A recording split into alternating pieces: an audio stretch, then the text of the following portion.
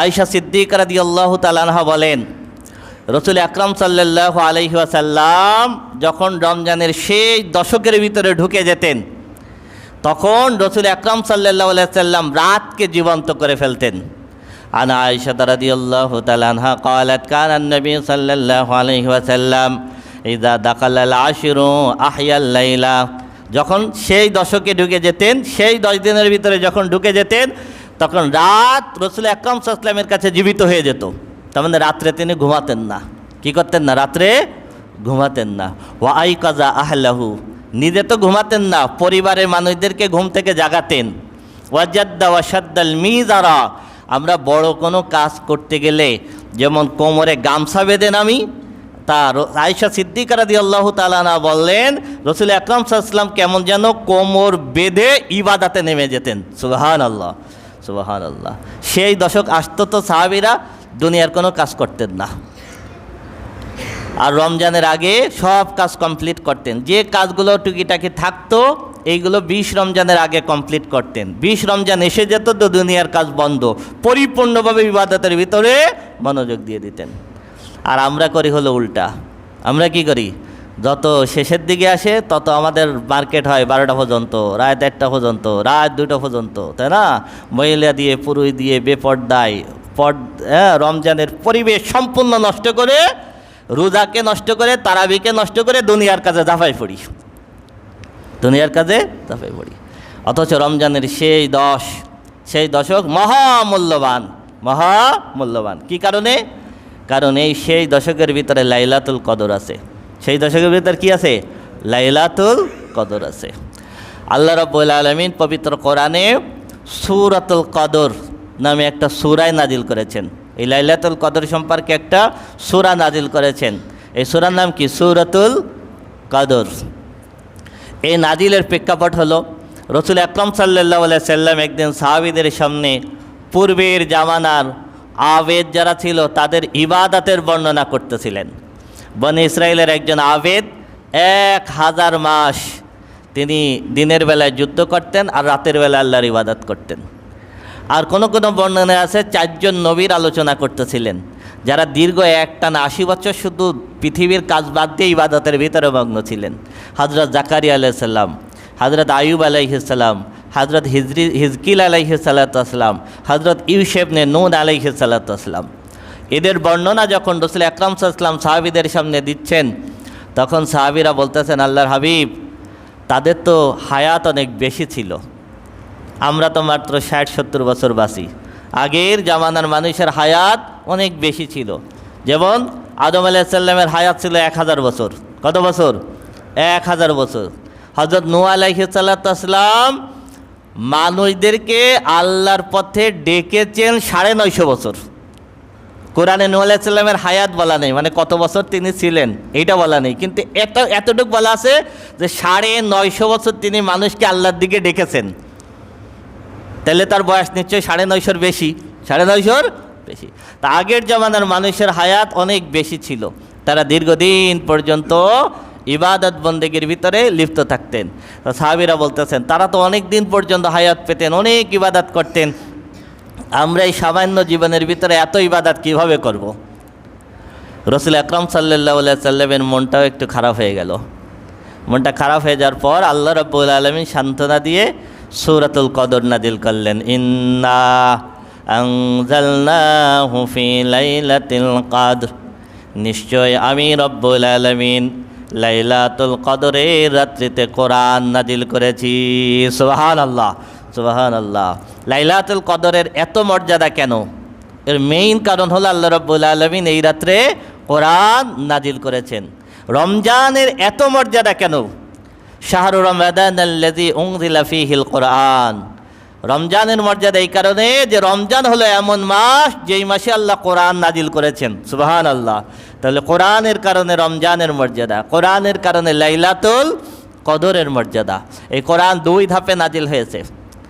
এক, লাউহে মাহফুজ থেকে সম্পূর্ণ কোরআন একসাথে আল্লাহ রাব্বুল আলামিন প্রথম আসমানের বাইতুল ইজ্জাতে একসাথে নাজিল করেছেন লাইলাতুল কদরের রাত্রিতে। সুবহানাল্লাহ। সম্পূর্ণ কোরআন লাউহে মাহফুজ থেকে প্রথম আসমানে এক ধাপে নাজিল হয়েছে। দ্বিতীয় ধাপে রসুল আকরাম সাল্লাল্লাহু আলাইহি সাল্লামের 23 বছরের জীবনে যখন যে আয়াত প্রয়োজন হয়েছে আল্লাহ রাব্বুল আলামিন তখন সেই আয়াত নাজিল করেছেন। তো এই যে প্রথম আসমান থেকে রসুল আকরাম সাল্লাল্লাহু আলাইহি সাল্লামের উপরে কোরআন নাজিল হয়েছে গারে হিরায়। শুরু হয়েছে কোথায়? গারে হিরায়, হিরা পর্বতের গুহায়। জিবরিল আলাইহিস সালাতু ওয়াস সালাম প্রথম ওহী নিয়ে আসলেন সূরাতুল আলাকের প্রথম 5 আয়াত। এই যে গারে হিরায়, হিরা পর্বতের গুহায় প্রথম কোরআন নাজিল শুরু হলো, সেটাও ছিল লাইলাতুল কদরের রাত্রিতে। এই জন্য আল্লাহ বলতেছেন, ইন্না আনজালনাহু ফি লাইলাতিল কদর, নিশ্চয় আমি রব্বুল আলামিন লাইলাতুল কদরে কোরআন নাজিল করেছি। ওয়া মা আদরাকা মা লাইলাতুল কদর, হে রাসূল আপনি কি জানেন লাইলাতুল কদর কি? আল্লাহ রব্বুল আলামিন প্রশ্ন করতেছেন, আবার আল্লাহ উত্তর দিচ্ছেন। তা আল্লাহ রব্বুল আলামিন প্রশ্ন কেন করলেন? যে একটা প্রশ্ন করলে সেইটার উত্তর জানার জন্য আগ্রহ তৈরি হয়। তা আল্লাহ রব্বুল আলামিন বলতেছেন, ওমা আদরাকা মা লাইলাতুল কদর, হে রাসূল আপনি কি জানেন লাইলাতুল কদর কি? এবার আল্লাহ রব্বুল আলামিন আবার উত্তর দিচ্ছেন, লাইলাতুল কদরি খায়রুম মিন আলফি শাহর, নিশ্চয় লাইলাতুল কদরের এক রাত 1000 মাসের থেকেও উত্তম। সুবহানাল্লাহ, 1000 মাসের থেকেও উত্তম। আল্লাহ রাব্বুল আলামিন কিন্তু বলেন নাই যে 1000 মাসের সমান। 1000 মাসের সমান বলছেন? কি বলছেন? 1000 মাসের থেকেও উত্তম। কত উত্তম জানেন কি? আল্লাহ। তো 1000 মাস হলো 83 বছর 4 মাস। 83 বছর 4 মাস। তাহলে যদি কেউ একটা শবে কদর পেয়ে যায় তাহলে টানা 83 বছর 4 মাস ইবাদতের সওয়াব হয়ে যায়। এর থেকে আরও বেশি, কত বেশি আল্লাহই ভালো জানেন। এই লাইলাতুল কদর আল্লাহ রাব্বুল আলামিন একমাত্র উম্মতে মুহাম্মাদিকে দিয়েছেন, আর কোনো নবী রাসূলের উম্মতকে দেন নাই। এটা খাস করে শুধু আমাদের যে আল্লাহ গিফট করেছেন, আল্লাহ আমাদেরকে গিফট করেছেন লাইলাতুল কদর, যেটা 1000 মাসের থেকে উত্তম।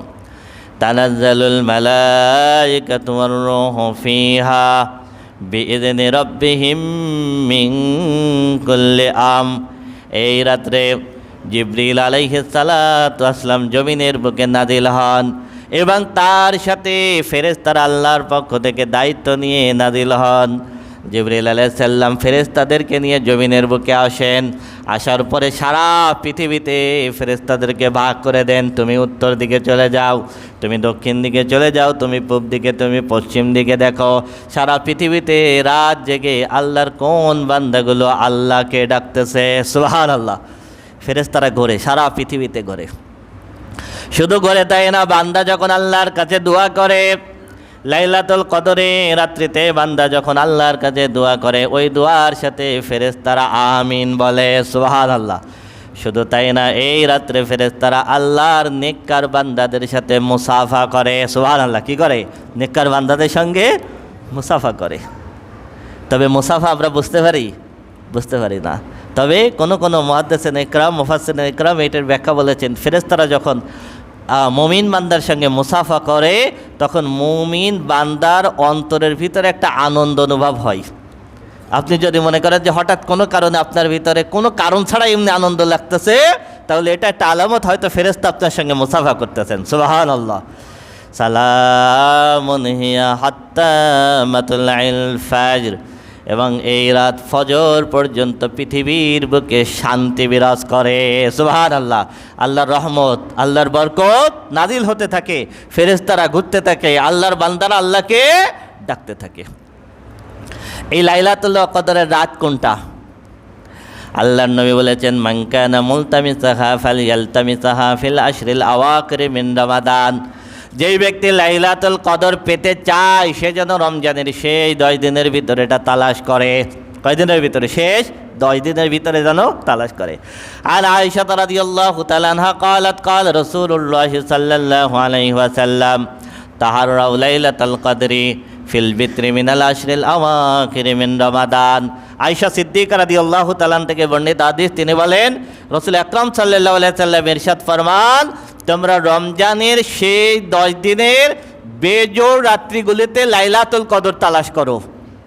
তার মানে হলো 21-এর রাত, 23-এর রাত, 25-এর রাত, 27-এর রাত, 29-এর রাত, এই রাতগুলো তোমরা লাইলাতুল কদর তালাশ করো। দেখেন যতগুলো হাদিস আছে সব দেখবেন ঘুরে ফিরে রমজানের সেই 10 দিনের বেজোড় রাত্রিগুলোর কথাই বলা আছে। যেমন অন্য হাদিসের ভিতরে আছে, যদি তোমরা অনেক বেশি ক্লান্ত বোধ করো তাহলে সে 7 দিনের বেজোড় রাত তোমরা তালাশ করতে বলো না। উবাদা ইবনে সামিত রাদিয়াল্লাহু তাআলা থেকে একটা হাদিস, তিনি বলেন রাসূল আকরাম সাল্লাল্লাহু আলাইহি সাল্লাম বলেন, লাইলাতুল কদরের রাত্রের জ্ঞান আল্লাহ আমাকে জানাই দিয়েছিলেন। কোন রাত্রে লাইলাতুল কদর? রাসূল আকরাম সাল্লাল্লাহু আলাইহি সাল্লাম বলেন, আল্লাহ আমাকে জানাই দিয়েছিলেন। আমি তোমাদেরকে জানানোর জন্য বের হলাম। যখন বের হলাম দেখি রাস্তায় 2 জন মারামারি করতেছে। আমি এই মারামারি মিটাই দিতে গেলাম। এর ভিতরে আল্লাহ রাব্বুল আলামিন আমার অন্তর থেকে লাইলাতুল কদরের ইলমটা তুলে নিলেন। তবে নিশ্চয়ই আল্লাহ তোমাদের কল্যাণের জন্য তুলে নিয়েছেন, যাতে করে তোমরা এই রাতটা তালাশ করো, যাতে করে তোমরা কি করো, এই রাতটা তালাশ করো। সুতরাং তোমরা এই রাতটা তালাশ করো। ফিত্তাসিয়াতি ওয়াসাবিয়াতি আল খামেসা, 29-এর রাত, 27-এর রাত, 25-এর রাত। তাহলে এই হাদিস বলতেছে 25-এর রাত, 27-এর রাত, 29-এর রাত।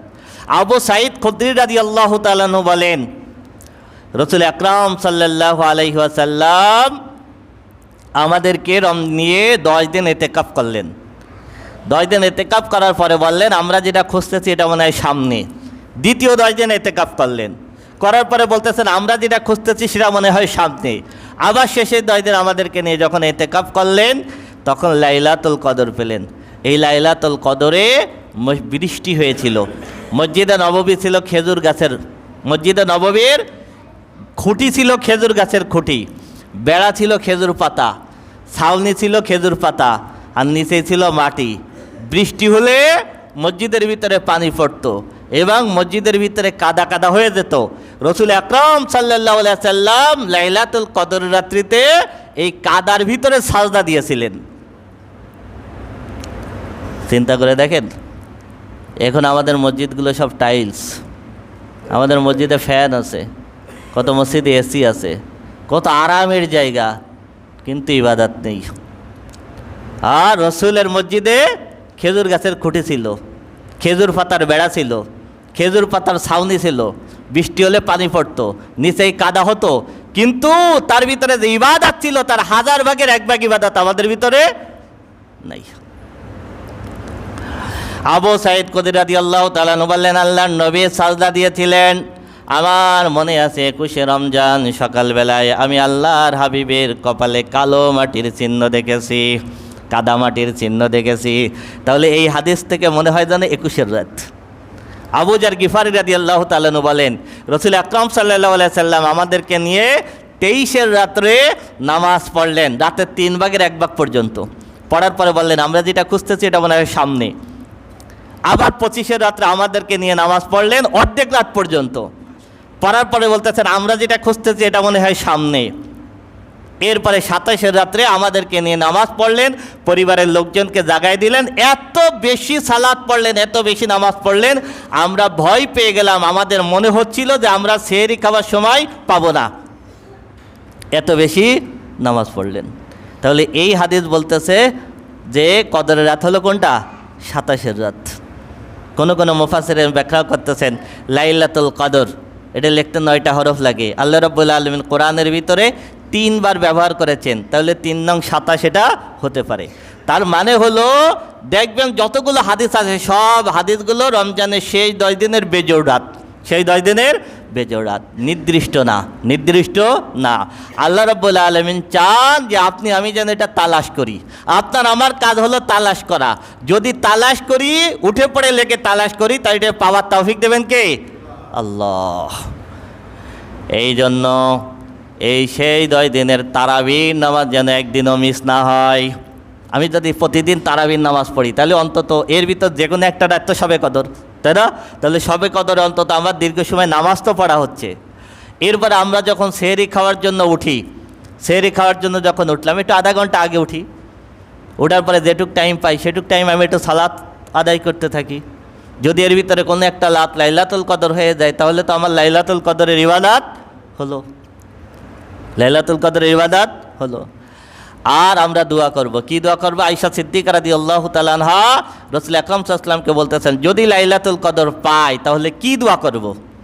রাসূল আকরাম সাল্লাল্লাহু আলাইহি ওয়াসাল্লাম বললেন, তুমি এই দোয়া করবে, আল্লাহুম্মা ইন্নাকা আফুউন কারীম তুহিব্বুল আফওয়া ফাআফু আন্নী। এই দোয়া করবেন, এই দোয়া করবেন। আরবি দোয়া যাদের মুখস্থ আছে তারা করবেন, আরবি দোয়া যদি মুখস্থ না থাকে আমি বাংলা অর্থ বলে দিচ্ছি, বাংলায় করবেন। দেখেন অর্থটা চমৎকার, অর্থটা চমৎকার। অর্থটা হলো, হে আল্লাহ তুমি ক্ষমাশীল, ক্ষমা করা তুমি পছন্দ করো, সুতরাং আমাকে ক্ষমা করে দাও। সুবহানাল্লাহ, বলেন তো কি? আল্লাহ তুমি ক্ষমাশীল, আল্লাহ তুমি ক্ষমাশীল, ক্ষমা করা তুমি পছন্দ করো, সুতরাং আমাকে ক্ষমা করে দাও। এটুকু বলা যাবে না? এই দোয়া আমরা এখন থেকে যতদিন আছে রমজান শেষ হওয়া পর্যন্ত বেশি বেশি এই দোয়া করবো, আল্লাহ তুমি ক্ষমাশীল, আল্লাহ তুমি ক্ষমা পছন্দ করো, সুতরাং আল্লাহ তুমি আমাকে ক্ষমা করে দাও। عن أبي هريرة رضي الله تعالى عنه قال قال رسول الله صلى الله عليه وسلم من صام رمضان إيمانا واحتسابا غفر له ما تقدم من ذنبه ومن قام رمضان إيمانا واحتسابا غفر له ما تقدم من ذنبه ومن قام ليلة القدر إيمانا واحتسابا غفر له ما تقدم من ذنبه। রাসূল আকরাম সাল্লাল্লাহু আলাইহি ওয়াসাল্লাম বলেন, যেই ব্যক্তি যথাযথভাবে রমজানের রোজা রাখে আল্লাহ তার পিছনের গুনাহগুলো মাফ করে দেন। সুবহানাল্লাহ। যেই ব্যক্তি যথাযথভাবে রাতের বেলায় দাঁড়িয়ে দাঁড়িয়ে নামাজ পড়ে আল্লাহ রাব্বুল আলামিন তার পিছনের গুনাহগুলো মাফ করে দেন। সুবহানাল্লাহ। যেই ব্যক্তি লাইলাতুল কদরের রাত্রিতে দাঁড়িয়ে দাঁড়িয়ে নামাজ পড়ে আল্লাহ রাব্বুল আলামিন তার পিছনের জীবনের গুনাহগুলো মাফ করে দেন। সুবহানাল্লাহ। তাহলে ইনশাআল্লাহ আমরা সবাই লাইলাতুল কদর তালাশ করব। এবার